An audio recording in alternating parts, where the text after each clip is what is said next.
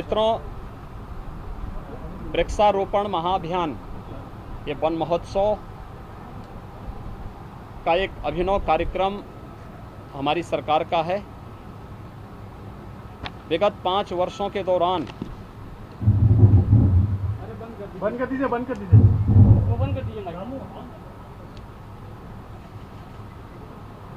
हमारी सरकार ने इसे एक अभियान के रूप में लिया है। इस अभियान के क्रम में प्रदेश के अंदर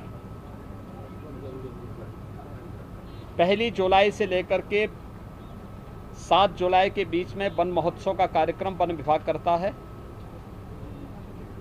और प्रतिवर्ष 2017 से लेकर के अब तक हम लोग इस अवसर पर बृहद वृक्षारोपण का कार्यक्रम भी करते हैं। पहले साल 5 करोड़ 71 लाख वृक्ष हम लोगों ने प्रदेश के अंदर लगाए थे। दूसरे वर्ष 11 करोड़ 77 लाख, तीसरे वर्ष लगभग 23 करोड़।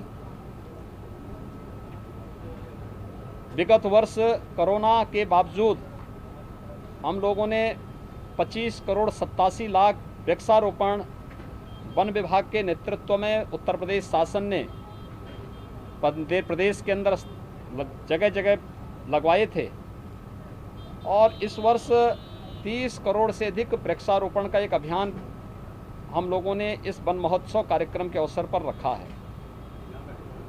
मुझे प्रसन्नता है कि आज प्रातःकाल से ही अब तक कोरोना महामारी के बावजूद लोगों में जो उत्साह है, 9 करोड़ से अधिक वृक्षारोपण अब तक प्रदेश के अंदर हो चुका है। वृक्षारोपण के इस कार्यक्रम में बहुत सारी इवेंट हैं, जैसे वृक्षारोपण में पंचवटी, नक्षत्र वाटिका, नवग्रह वाटिका, ये इसको तो एक इवेंट बनाया ही जा रहा है।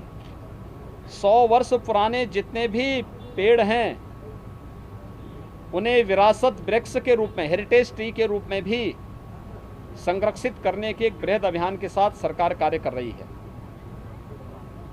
इस बार एक नया चीज हम लोगों ने इसके साथ जोड़ा है। हर ग्राम पंचायत में, हर मोहल्ले में कोरोना कालखंड में जो लोग दिवंगत हुए हैं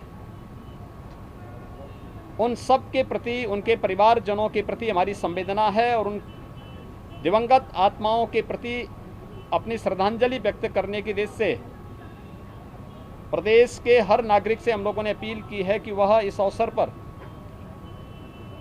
एक स्मृति वाटिका अपने अपने ग्राम पंचायत में स्थापित करें। ये स्मृति वाटिका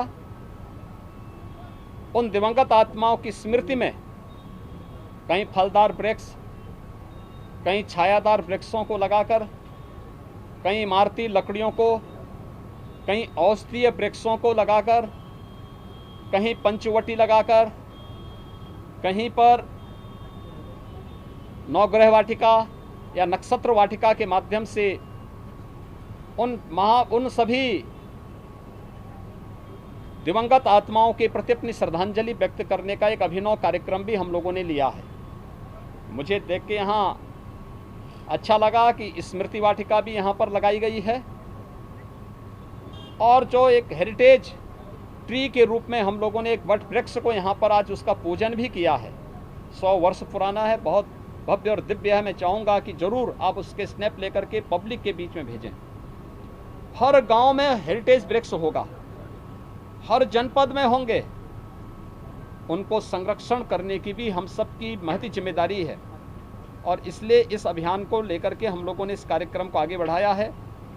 इस बार हाईवे, एक्सप्रेसवे और सभी मार्गों के दोनों ओर खाली जगहों पर, सुरक्षित स्थानों पर वृक्षारोपण के इस कार्यक्रम को आगे बढ़ाने का हम लोगों ने संकल्प लिया।